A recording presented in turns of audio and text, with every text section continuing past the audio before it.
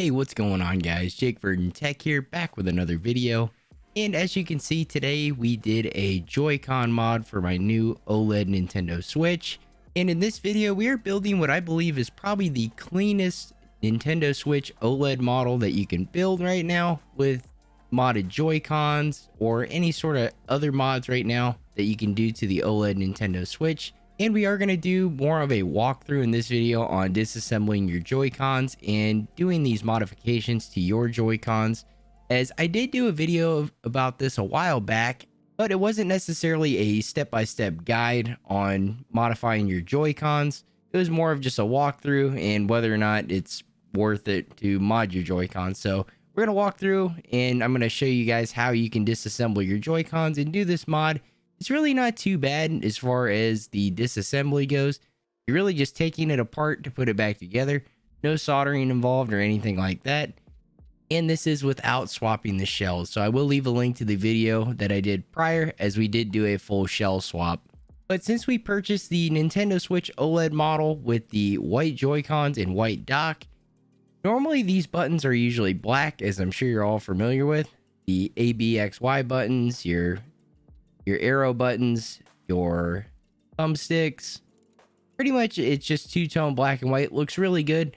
But taking it a step further, I think it's really cool the kind of whiteout look on the Nintendo Switch OLED. It's just super clean and I think it looks great in the dock as well. So the only differences from this mod versus the other Joy-Con mod that I did a while back is we use the existing white shells, as I mentioned, that came with this OLED Switch, but we actually did do a thumbstick swap to some white thumbsticks, and I'll make sure to leave a link to all the components I used down below in the description, because I did see quite a few of these white thumbsticks on Amazon, and from the looks of it, there were quite a few where people would say they would drift right away, but you even do get drift on these stock Joy-Cons. But I picked the ones with the best reviews, and nobody in the comments on the product page said that they had any stick drift issues. So we'll see how these do so far. They've been working great, so I'll leave a link to those below as well. Like I mentioned, as far as mods go for the Nintendo Switch OLED model, I believe this is about all you can really do to it as far as modifications go right now. The body of the actual console, I don't believe they make any sort of shell swap for it where you can have like a clear shell or a different color. I think this is pretty much, you know, you're just going to be running with the stock ones for now. I'm sure there will be some companies that come out with different bodies you can put your Switch into. That is, it's not a mod I've done before, but I have seen it quite a few times on the older Nintendo Switch and maybe the Switch Lite as well. Alrighty guys, going through a walkthrough of a disassembly and adding some of these aftermarket components to your Joy-Cons. Starting off, we are disassembling the shells. So basically, you're just going to remove the 4 tri-wing screws on the back of the Joy-Con. And in this case, we are going to start off with the left Joy-Con. Once these screws are removed on the back of the Joy-Cons, you can use like a small plastic pry tool. In this case, I used one from my iFixit kit to kind of help open up the Joy-Cons, as they kind of open like a clamshell. And you want to be careful that those two pieces don't come apart from each other, and you're careful with it because there is 2 ribbon cables that hold them together, both the top half and the bottom half. Now that you're inside, the first thing I would do is remove the battery, because we're going to need to remove the battery tray.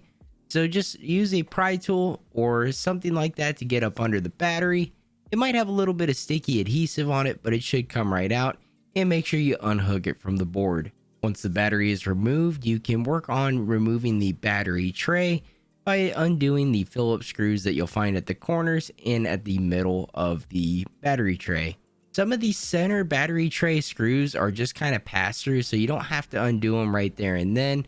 I believe there is 1 or 2 though that actually secures the tray to the board, so you will have to remove those. And once again, be careful lifting up, as the tray does have the trigger attached to it, and that trigger does have a ribbon cable that wraps around underneath.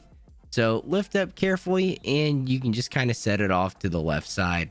So all of these ribbon cables in the Joy-Cons are just secured by some little clips that attach it to the main boards.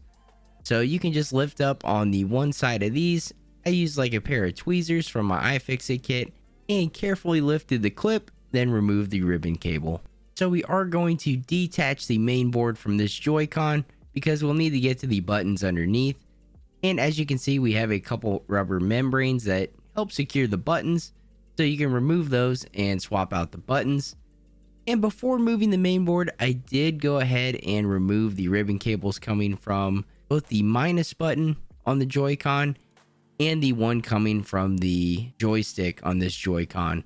Once the main board is removed, the first thing that I did was just swapping out the arrow buttons or D-pad buttons. So I went ahead and swapped those out first, along with the screenshot button. And as I mentioned, this is very much plug and play as you're just swapping out these parts. You can then reattach the membranes just so the buttons aren't as free. And then the next thing I did was swapping out the joystick. It's held in by 2 Phillips screws. Go ahead and remove those and you should be able to finesse it out of its spot. Then you should be able to easily teeter in the new thumbstick. There is a small board that holds in the plus and minus buttons. You can remove the one tiny Phillips screw that holds them in and drop in your new white buttons for those. Then on to the triggers and bumpers, which are kind of a pain in the ass.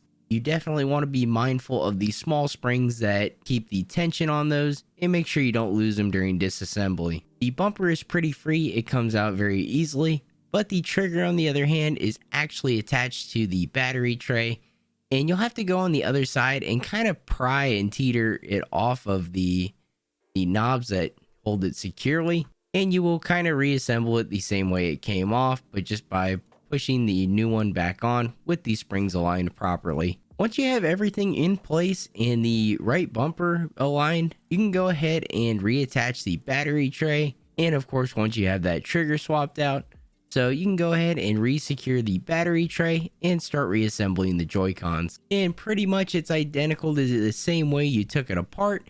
And I would just make sure all your ribbon cables are nice and flush and the clips are secured so they won't come detached. Refasten all the screws and you should be good to go.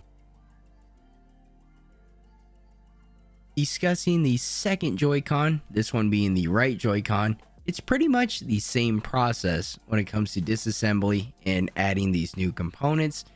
Inside the right Joy-Con, there are a few more internal components that this Joy-Con does contain that you have to be a little bit mindful of and detach. One part being another ribbon cable on the bottom side of the battery compartment or the battery tray. And there's not a whole lot of free space, so you just kind of have to use some tweezers and kind of go in between that and the main board and detach it, and then you can pull it away. Then there is some sort of chip on the side of the battery tray that does connect to the main board also with a little circular terminal connector. That also pulls off pretty easy. Other than that is pretty much a repeat of the process we did in the left Joy-Con. So that's going to wrap up this video, guys. Thank you for checking this one out. Just wanted to make this video on modding my Nintendo Switch OLED model. As I picked this up recently, I've had a great time gaming on it and wanted to do some sort of small modification to it. And I thought the best thing to do is just to mod the Joy-Cons a little bit to give this console some extra character. And I really love the way this console turned out.